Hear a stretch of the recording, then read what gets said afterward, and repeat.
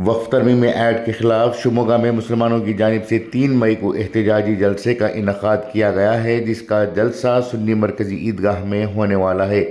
منتظمین نے اس سلسلے میں پولیس اور ضلع انتظامیہ کو مطلع کرتے ہوئے اجازت بھی حاصل کر لی ہے، لیکن اجازت دینے کے بعد ضلع انتظامیہ نے منتظمین کو یہ کہہ کر اجازت دینے سے انکار کیا ہے کہ وہ عیدگاہ میں جلسہ منعقد کرنے سے انتشار پیدا ہوگا، اس لیے دوسری جگہ کا انتخاب کریں۔ غورطلب بات ہے کہ عیدگاہ میں احتجاج کرنے کی بات سامنے آنے کے بعد بی جے پی کے سابق لیڈر کے ایشورپا اور ان کے بیٹے کانتیش نے ضلع انتظامیہ کو یہ میمورنڈم دیا ہے کہ عیدگاہ میدان مسلمانوں کی ملکیت نہیں ہے بلکہ کھیل کا میدان ہے، اس لیے وہاں جلسہ کرنے کی اجازت نہ دی جائے۔ در حقیقت ایشورپا اور کانتیش اس وقت سیاست سے دور ہیں اور انہیں بی جے پی میں کسی بھی طرح کی جگہ نہیں ہے اور نہ ہی انہیں کوئی پوچھنے والا ہے۔ ایسے میں وہ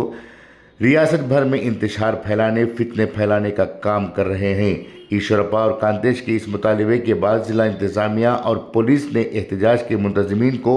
بلا کر عیدگاہ کی جگہ استعمال نہ کرنے کی صلاح دی اور ایسا نہ کرنے پر احتجاج کو دی گئی منظوری کو واپس لینے کی بات بھی کہی ہے، جبکہ منتظمین نے واضح طور پر کہا ہے کہ احتجاج ہوگا تو عیدگاہ میں ہی ہوگا اور 3 مئی کو ہی ہوگا۔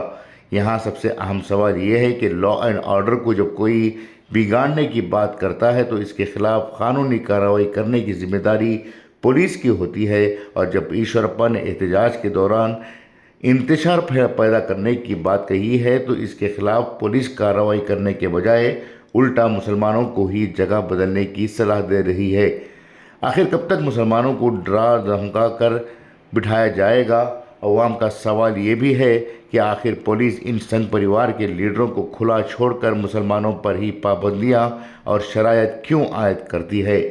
قانون بڑا ہے یا ایشورپا بڑا ہے، یہ بھی سوال اٹھایا جا رہا ہے، اور یہ کچھ لوگ یہ بھی کہہ رہے ہیں کہ آخر کون ہے یہ ایشورپا، کون ہے کانتیش اور کون ہے دین دیال جن کا ڈر پولیس دکھاتی رہتی ہے؟ کیا یہ لوگ اس شہر کے غنڈے ہیں یا راجا ہیں جس کی وجہ سے ان سے خوف کھایا جا رہا ہے؟